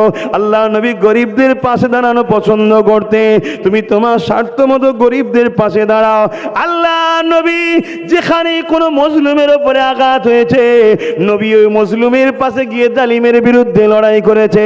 সে জালিম যদি কিসরা, কাইসার, রোম হোক, পৃথিবীর সুলতান হোক, তথাপিও তার বিরুদ্ধে নবী চিঠি করেছে, অন্যায় করা বন্ধ করো, জুলুম করা বন্ধ করো, নাই রাসূলুল্লাহ তোমার বিরুদ্ধে সংগ্রাম করবে। এ যুবকেরা, তরুণীরা, বাবেরা, এক কথাই নবী আমার এই পৃথিবীর জঙ্গলকে মিটিয়ে দে, পৃথিবীর অন্যায়কে মিটিয়ে দে, মানুষের অধিকারকে ফিরিয়ে দিয়ে, মানুষের স্বাধীনতা ফিরিয়ে দিয়ে, মানুষকে হাসিয়ে এই পৃথিবীর জমিনে নারীর অধিকার, এতিমের অধিকার, বিধবার অধিকার, বড়দের সম্মান, ছোটদের স্নেহ, মা বাপের মর্যাদা, এক কথায় এই পৃথিবীর বুকে রাসূল আমার 23টা বছরের মধ্যে সাম্য শান্তি প্রতিষ্ঠিত করেছে। আরো জোরে বলুন সুবহান। এ যুবকেরা, বানানেওয়ালা আল্লাহ তিনি নিজে বলছেন, আমি যা বানিয়েছি আমার সৃষ্টি কায়নাতের মধ্যে সব থেকে দামি হলো আমি জান্নাত বানিয়েছি, আমি জিবরাইল, মিকাইল, ইসরাফিল, আজরাইলকে বানিয়েছি, আমি আদম থেকে নিয়ে ঈসা নবী সবাইকে বানিয়েছি। আমার কুল কায়নাত বানানোর মধ্যে সব থেকে উত্তম হলো আমার হাবিব মুহাম্মদ রাসূলুল্লাহ। তাই আমি আমার হাবিবকে তোমাদের কাছে পাঠালাম, ওই নবীকে পেয়ে তোমরা খুশি বানাও। তাই এই মাহফিলে আমরা খুশি বানাই। এই মাহফিল বানানো যাতা ব্যাপার নয়, অনেক নসিবের ব্যাপার, অনেক কিসমতওয়ালাদের ব্যাপার। কেননা হযরত সিদ্দিক আকবর আমার নবী পাকের আউয়াল খলিফা বলেন, ওয়াকাল আবু বকর সিদ্দিক মান আনফাকা দিরহামান আলা খিরাতি মাউলুদুন নবী সাল্লাল্লাহু আলাইহি ওয়াসাল্লাম কানা রফিকি বিল জান্নাত। এ বিশ্বে মানুষ শুনে রেখে দাও, আমার নবী পাকের মৌলুদ শরীফে যারা 1 দিরহাম দান করবে, খরচ করবে, আমি আবু বকর জানিয়ে দিলাম ওই আল্লাহর বান্দাটা আমার জান্নাতি বন্ধু হয়ে যাবে। আরো চিৎকার দিয়ে বলুন সুবহান।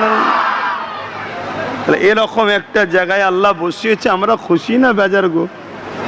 হ্যাঁ, নসিবের ব্যাপার, অনেক নসিবের ব্যাপার। কেন এ সব কিছু মাকাম বাড়ছে হুজুরের ওসিলায়। কার ওসিলায়? আমার নবী পাক সাল্লাল্লাহু আলাইহি ওয়াসাল্লামের খাতিরে এ সম্মান বাড়ছে। এ যুবকেরা, তরুণেরা, যে নবী পাক না এলে পৃথিবীর জমিনে তুমি আমি আজ থেকে 1500 বছর আগের ইতিহাস যদি দেখি, ঈসা আলাইহিস সালাম চলে যাবার পর 500 বছর কম বেশি পর আমার রাসূলুল্লাহ এসেছেন। এই 500 বছর গ্যাপ হয়ে যাওয়ার জন্য পৃথিবীর মানুষগুলো দুপায়ে পশু থেকে নিকৃষ্ট হয়ে গেল। তারা নিজেদের কন্যা সন্তান হলে বাপগুলো জেন্ত পুঁতে দিত। সন্তানের হাত থেকে মায়েরা নিজেদের ইজ্জতকে বাঁচাতে পারত না, ছেলেদের হাত থেকে বাপেরা জানকে বাঁচাতে পারত না, রাজা নেতা মন্ত্রীদের হাত থেকে প্রজারা নিজেদের বেটি, নিজেদের সম্পদ, নিজেদের জানকে বাঁচাতে পারত না। এক কথাই জাহিলিয়াত পৃথিবীতে ভরে গিয়েছিল, অশান্তির দাবানল পৃথিবীতে দাও দাও করে জ্বলতেছিল, খুন, দাঙ্গা, ফাসাদ, মারপিট, লুট, এমন করে অত্যাচার পৃথিবী জুড়ে ছেয়ে গিয়েছিল। আল্লাহর কাবার মতো পবিত্র জায়গাতে 360টা নকল খোদা পর্যন্ত তৈরি করে ফেলেছিল, উলঙ্গ তারা তওয়াফ করা পর্যন্ত চালু করেছিল। ওই নকল খোদাগুলোকে খুশি করার করার জন্য নিজেদের বাচ্চাগুলোকে পর্যন্ত তার হত্যা পর্যন্ত জবাই করে দিত। এত নোংরা পৃথিবীর মানুষ হয়ে গিয়েছিল। এই ধ্বংস অশান্ত পৃথিবীকে শান্ত করার জন্যে, বাঁচাবার জন্যে 12 রবিউল আউয়াল সোমবার শুভে সাদেকের সময় রাহমাতাল লিল আলামিনকে আল্লাহ পাঠালে। আমার নবী যখন দুনিয়ায় তাশরীফ আনলেন, আমার নবী আসার সাথে সাথে অনেক কিছু মুজিজা ঘটেছে। তার মধ্যে একটা মুজিজা হলো এটাই, এমন করে পারস্যর মানুষেরা 1000 বছর ধরে আগুনের উপাসনা করছিল। ওই যে শিরকি কাজ তারা করেছিল, ওই 1000 বছরের অগ্নিকুণ্ডটা আমার নবী পাক আসার সাথে সাথে দপ করে নিভিয়ে যায়। আরো জোরে বলুন সুবহান। এ নওজোয়ান তরুণেরা, এ নবী পাকের প্রেমিকেরা, এই দিনে আমরা ঈদে মিলাদুন নবী বানাই। এই মাস এলে বেশি বেশি করে আমার নবী পাকের শিশুবেলা আলোচনা করি। মাউলুদ থেকে মিলাদ, নবজাতক শিশুর আগমন বৃত্তান্ত আলোচনা। আল্লাহ নবী কিভাবে এসেছে, আগমনকে কেন্দ্র করে কি ঘটনা ঘটেছে, এই ঘটনা তামাম বিশ্ব জুড়ে এই মাস এলে উলামায়ে আহলে সুন্নাত ওয়াল জামাতের মানুষেরা যুগ যুগ ধরে নবীর গোলাম দিগকে শোনাতে থাকে। আর আমরা নবীর গোলামের আমার নবীর আগম বিষয় আনন্দ শুনে আমরা আনন্দ হয়ে খুশি বানাই। শুধু আমরা বানিয়েছি তা নয়, আল্লাহ নবীর চাচা যান হযরত আব্বাস রাদিয়াল্লাহু তাআলা আন, তিনি এমন করে রবিউল আউয়ালের চাঁদেতে নিজের মহল্লার মানুষদিগকে ডাক দিলে, এ আমার প্রতিবেশীরা, আসেন আজকে পৃথিবীর জমিনে আল্লাহ সব থেকে শ্রেষ্ঠ নিয়ামতের আলোচনা হবে, যিনাকে না বানালে কোনো কিছু হতো না, সেই শ্রেষ্ঠ নিয়ামতের আজকে আলোচনা হবে। এই বলে প্রতিবেশীকে সেখানে ডাক দিল। এ যুবকের, আজকে যেমন আপনার গ্রামের মায়েরা, বাপেরা, এই জলসা কমিটির মানুষেরা এলাকার মানুষের কাছ থেকে অর্থ সাহায্য নিয়ে মাইকিং করে প্রচার করে আপনাদেরকে দাওয়াত দিয়েছে, সবাই চলে আসেন। আজকে পৃথিবীর জমিনে শ্রেষ্ঠ যে নিয়ামত এসেছিল সেই নিয়ামতের আলোচনা হবে, অর্থাৎ নূর নবীর মিলাদের আলোচনা হবে, আগমন কেন্দ্রিক আলোচনা হবে। এই রকম মাহফিল আল্লাহ নবীর চাচারা নিজের প্রতিবেশীদেরকে নিয়ে বানাতে ছিল। আল্লাহ নবী রাস্তা ধরে যেতেছিলেন, নবী পাককে দেখে সাহাবা হুজুররা উঠে দাঁড়িয়ে গিয়ে সালাম দিতে লাগলেন। আল্লাহ নবী সালামের জবাবটা দিতে লাগলেন, দিবার পরে বলতে লাগলেন সাহাবা হুজুররা, ইয়া রাসূলুল্লাহ, হাবিবাল্লাহ, হুজুর আমরা আপনার মিলাদের মাহফিল বানাচ্ছি, ইয়া রাসূলুল্লাহ আপনি আমাদের মাহফিলে একটু আসেন। আল্লাহ নবী কি বলেছিলেন, কথাটাকে মন দিয়ে শুনবেন। আল্লাহ নবী বলেছিলেন, সাহাবারা আমি অবশ্যই নবী তোমাদের মাহফিলে যাব, কেননা আমি নবী যা দেখি তোমরা তা দেখতে পাও না। এই কথাটাকে নোট করুন, আমি নবী যা দেখি, আমি নবী যা দেখি, আমি নবী যা দেখি, এ সাহাবারা তোমরা তা দেখতে পাও না। সাহাবাদিগকে বলছে আমাদেরকে নয়, আমরা তো অনেক দূরের মানুষ, সাহাবারা অনেক বড় মানুষ, তিনাদেরকে নবী বলছে সাহাবারে আমি নবী যা দেখি তোমরা তা দেখতে পাও না। কেন দেখতে পাই না? সাহাবারা নবীর মতো নয়, তাই সাহাবারা দেখতে পাই না। তাহলে আমরা কোন ভাবে বলি নবী আমাদের মতো মানুষ? নাউযুবিল্লাহ মিন যালিক। আল্লাহ নবী সাহাবাদিগকে বলেছিলেন, সাহাবারা অবশ্যই তোমাদের মাহফিলে আমি রাসূল যাব, কেননা আল্লাহর অগণিত রহমতের ফেরেশতারা এই মাহফিলে সারিবদ্ধ হয়ে আসা শুরু করে দিয়েছে। আরো জোরে বলুন সুবহান। আল্লাহু আকবার। আমার নবীকে চেনেন আব্বাজানেরা, আম্মাজানেরা, ভাইয়েরা, বোনেরা, আমার নবীকে চেনেন, নবীকে ভালোবাসেন, নবীকে আদব করেন। এ যুবকেরা, এখানে একটা মশলা জেনে রাখেন, বাপ জান, মা বোনেরা শুনে রেখে দেন, আকীদা ঠিক করুন। আল্লাহ আদম আলাইহিস সালামকে মাটি থেকে তৈরি করেছে, বাকি কেউ মাটি দ্বারা তৈরি নয়। আদম আলাইহিস সালামের বাদিকে 5 ওর থেকে মা হাওয়া আলাইহিস সালামকে তৈরি করেছে। বাবা আদম আলাইহিস সালামের শরীরের রস থেকে পৃথিবীর জমিনে মানুষ জাতির সূচনা তৈরি হয়েছে। তুমি আমি মাটির তৈরি, নুতফা বলা হয়, তা থেকে তৈরি, মাটির রস থেকে তৈরি। আর আমার রাসূল পাক সাল্লাল্লাহু আলাইহি ওয়াসাল্লাম মাথার তালু থেকে পায়ের তালু, রক্ত গোস্ত থুতু মুবারক সবটাই হলো নূর নূর নূর। এই জন্য তো আম্মা জান বলেছিলেন, এ বিশ্বের মানুষেরা, দুনিয়া নারীদের গর্ভে যখন সন্তান থাকে ওই নারীদের মাসের পিরিয়ড বন্ধ হয়ে যায়, আমি আমেনার কিন্তু বন্ধ হয় না, কেননা ওটা বাচ্চা নাভির সাথে মায়ের নাভির কানেকশন করে দেওয়া হয়, কিন্তু আমি আমেনার সঙ্গে বাচ্চার কানেকশন হয় না, কেননা আমার রাসূলুল্লাহ নূর, ওই নাপাক রক্ত রাসূলুল্লাহ শরীরে আল্লাহ দেয়নি। এ যুবকেরা, আম্মা আমেনা বলেন, দুনিয়ার নারীর গর্ভে সন্তান থাকলে নারীর পেটটা বাড়ে, নারীর ভারী লাগে সন্তান রয়েছে, কিন্তু আমি আমেনা কোনো দিনের জন্য কোনো ব্যথা যন্ত্রণা ভারী বুঝতে পারিনি, কেননা আমি আমেনা আমার গর্ভে নূর নূর নূর ছিল। তাই বাড়ির রবিউল আউয়ালে সোমবার শুভেচ্ছা থেকে সময় আমি যখন শুভেচ্ছা থেকে টাইম এসে যায়, চোখটা আমার লেগে যায়, ঘুমিয়ে পড়ি, আমার শরীরে হালকা লড়ন লাগে, হালকা কেঁপে ওঠে, আমি চোখটা খুলে দেখি আমার ঘরটা আলোয় আলোকিত হয়ে আছে এবং মাগরিব থেকে মাশরিক পুরো পৃথিবী আলোকিত হয়ে গেছে। আমি চেয়ে দেখি আমার পাশে আমার শিশু মুহাম্মদ রাসূল শোয়ানো রয়েছে, তার পুরো শরীর থেকে নূর নূর চমকাচ্ছে। এ দুনিয়া নরনারীরা, বাপেরা, মায়েরা, তুমি আমি যখন দুনিয়া এসেছি তোমার আমার শরীরে রক্ত লেগেছিল, মাও নাপাক হয়ে গিয়েছিল, রক্তাক্ত হয়ে গিয়েছিল, কিন্তু আমি না বলেন আমার বাচ্চা শরীরে কোনো রকম কিছু না পাক না পবিত্র নাই, শুধু আমার বাচ্চা শরীর থেকে খুশবু আর নূর বেরোতেছে।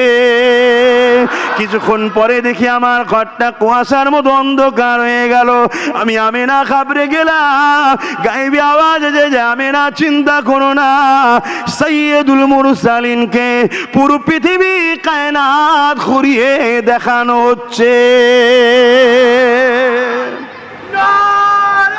আল্লাহু আকবার।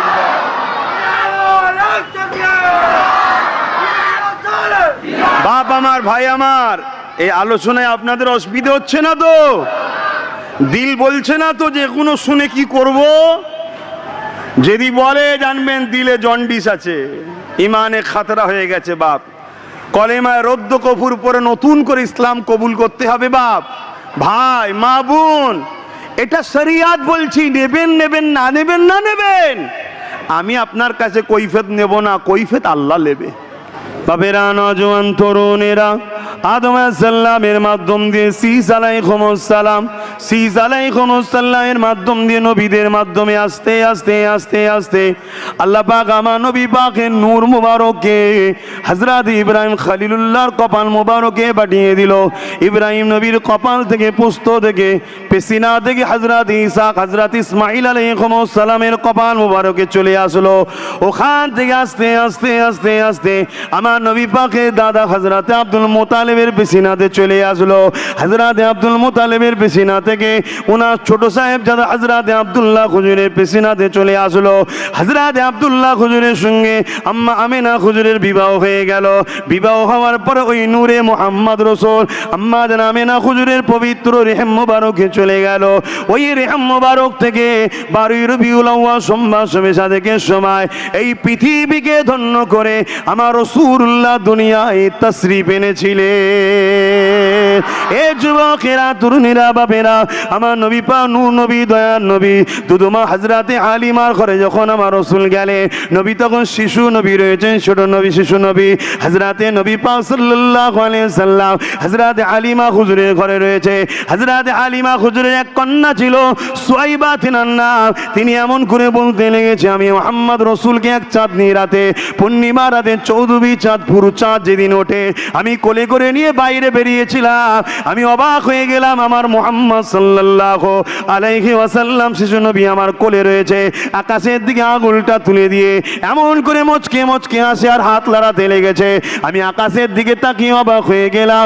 রাসূল আমার যখন চাঁদকে ডান দিকে ইশারা করে ডান দিকে যায়, বাঁ দিকে ইশারা করে বাঁ দিকে যায়। হযরত সুহাইবা বলে, দুনিয়ার বাপেরা মায়েরা সন্তানের জন্য খেলনা কিনে দেয় প্লাস্টিকের লোহার, আর আমার রাসূলুল্লাহর জন্য আমার আল্লাহ আকাশের চাঁদকেই খেলনা বানিয়ে দিয়েছে। আরো জোরে বলুন সুবহান। এই কিছুদিন আগে কেরলে গিয়েছিলাম, আপনারা দেখেছেন হয়তো অনেকে। কেরলে একটা মসজিদ আছে, চিরামান মসজিদ। ওখানে একজন রাজা ছিল, রাজা চিরামান তার নাম। আমার রাসূল পাক সাল্লাল্লাহু আলাইহি ওয়াসাল্লাম যখন আকাশের চাঁদকে দুটুকরো করছিল, উনি তখন কেরলে বসে বসে খোলা আকাশের নিচে বসেছিলেন, আর আকাশের দিকে নজর পেয়েছে চাঁদ দুভাগ হচ্ছে, এক পাক পাহাড়ের ওই মাথায়, এক পাক পাহাড়ের এই মাথায়। কথা বুঝে আসছে? তখন এই বাদশা দেখে তো ঘাবড়ে গিয়েছিল, কিন্তু দিন তারিখটা মনে রেখেছে। পরে যখন হযরতে মালিক হুজুর ভারতবর্ষে বিজনেসের জন্য আসে, হযরতে মালিক হুজুরকে ওই চিরামান রাজা জিজ্ঞেস করেছিল, আরে এমন একটা দিন ঘটেছিল, তোমরা তো আলেম মানুষ, ইসলামের খবর রাখো, আসমানি কিতাবের খবর রাখো, তোমরা কি বলতে পারবে কি হয়েছিল? হযরতে মালিক হুজুর বলেছিলেন, আরে ওটা তো আমাদের রাসূল মুহাম্মদ সাল্লাল্লাহু আলাইহি ওয়াসাল্লামের আঙ্গুলের ইশারার মুজিজা, চাঁদ দুটুকরো হয়েছিল। জোরে বলুন সুবহানাল্লাহ। ওই কেরলে চিরামান রাজা বলেছিল, তিনাকে কোথায় পাওয়া যাবে? ওই মালিক হুজুর বলেছিলেন তিনি মক্কায় আছে। দেরি না করে মক্কায় গিয়ে নিজেকে আমার রাসূলের কদমে কুরবান করে ইসলাম কবুল করেছিলেন। জোরে বলুন সুবহানাল্লাহ। আরো জোরে বলুন সুবহানাল্লাহ। চীন থেকে যখন চাঁদে গিয়েছিল, চীনা বিজ্ঞানীরা, নাসা বিজ্ঞানীরা বলেছিল চাঁদে কোনো একটা সময় বড় কিছু আঘাত হয়েছিল, তাই চাঁদ পুরো দুটুকরো দাগ আছে। জোরে বলুন সুবহানাল্লাহ। এবং চীনে একটা গ্রাম আছে, যে গ্রামে ওই দিনের তারিখ দিয়ে বলা আছে যে এই দিনে চাঁদ দুটুকরো হয়েছিল, ওটা আমার রাসূলুল্লাহর মুজিজা। এ যুবক, লিডার আমার রাসূলকে মানো, নেতা আমার রাসূলকে মানো, পথ প্রদর্শক আমার রাসূলকে মানো। নিজের জীবনের প্রতিটা সেকেন্ডে, প্রতিটা টাইমে, প্রতিটা মুহূর্তে, সংসার জীবন, অর্থনৈতিক জীবন, এডুকেশন জীবন, লাইফের প্রতিটা মুহূর্তে সমাজনীতি, অর্থনীতি, এডুকেশন নীতি, রাজনীতি, পরিবার নীতি, সব নীতিতে মুহাম্মদ রাসূল ছাড়া দ্বিতীয় কাউকে মানুনি, মানাটাই হারাম। কথা শুনছেন না শোনেননি? আজকে আমাদের সব মডেল হয়েছে কারা? মডেল হয়েছে কারা? যারা টয়লেট করে পানি খরচ করতে জানে না কিভাবে করতে হয়, তারা আমাদের সব মডেল। তো খোদার গজ হবে না আমাদের উপরে? অতএব সময় আছে, পরিবর্তন হন। আমার কিন্তু এখন সময় নেই, আল্লাহ কখনো লিয়ে আসে আবার হবে। সালাম পড়বো, ইয়া নবী সালাম।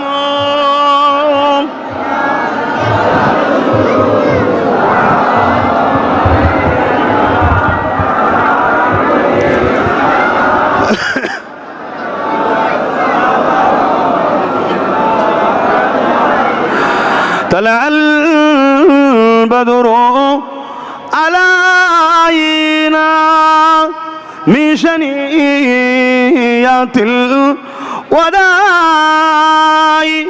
وجب الشكر علينا ما دعا لله داعي يا نبي سلام يا رسول يا حبيب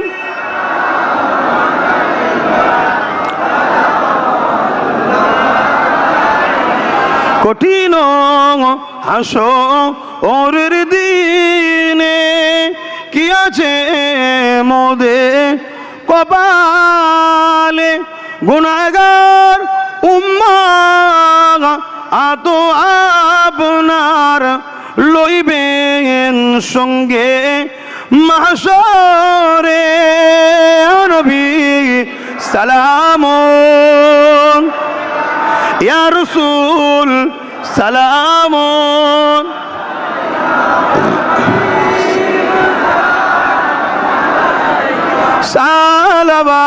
সালাওয়াতুল্লাহ।